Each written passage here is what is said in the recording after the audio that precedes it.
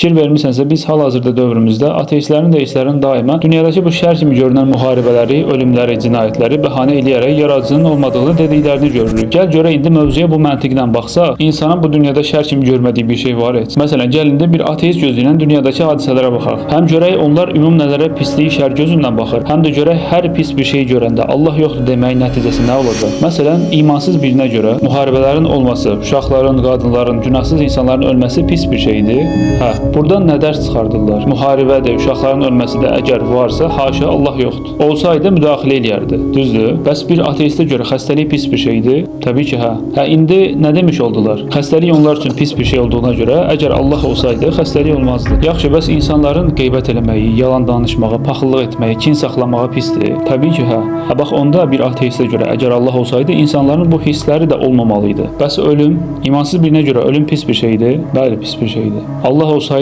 ölüm də olmazdı demiş oldular indi. Lap belə dərinə getsək, hər an istədiyimiz hər şeyin olmamağı pis bir şeydir. Təbii ki. Yəni bir növ Allah olsaydı, hər saniyə nə istəyirəm o olardı demiş oldular, yoxsa yox? Ağlıma bir sən asaya gəldi. Yoxsa insan hər arzuladığı şeyə çatacağını mı zənn eləyir? Yəni bir ateistin düşüncəsinə görə haşa Allah onun hər istədiyini verməsi lazımdır. Yoxsa Allahın varlığını qəbul eləməyəcəyiymiş. Bir növ əgər Allah varsa, mən cənnətdə olmalıyam kimi bir düşüncəyə sahibdirlər. Allahın hər insanın fitrətinə cənnəti arzulamaq hissini qoyduğunu görmüş oluruq. Hətta bir ateistin əlində olsa, düşüncələrə bilirsən haralara kimi gedər? Məsələn, həmin ateistə sual versən ki, deyəlim cənnətdəsən. Cənnətdə olan nemətlərə Allahın sənə verməsi yaxşıdır, yoxsa o nemətlərə özünün çatmağı? Təbii ki, özünün qüdrətinin, gücünün olmasını seçəcək. Bu məntiqlə yanaşsaq, imansız birinə görə bu da pis bir şeydir. Yəni bir növ nə demiş oldu? Əgər Allah olsaydı, haşa, mən də Allah olardım. Mənim də gücüm, qüdrətim hər şeyə yetərdi. Fikir verirsənsə, qəlb get-gedə firavunlaşır. Quranda Firavunun dediklərinə bax, eyni zehniyyətdir. Ayədə Firavun deyir: "Ey öndə gələnlər, sizin məndən başqa bir ilahınız olduğunu bilmirəm." Ya da başqa ayədə: "Mən sizin ən uca Rəbbinizəm." Başqa neçə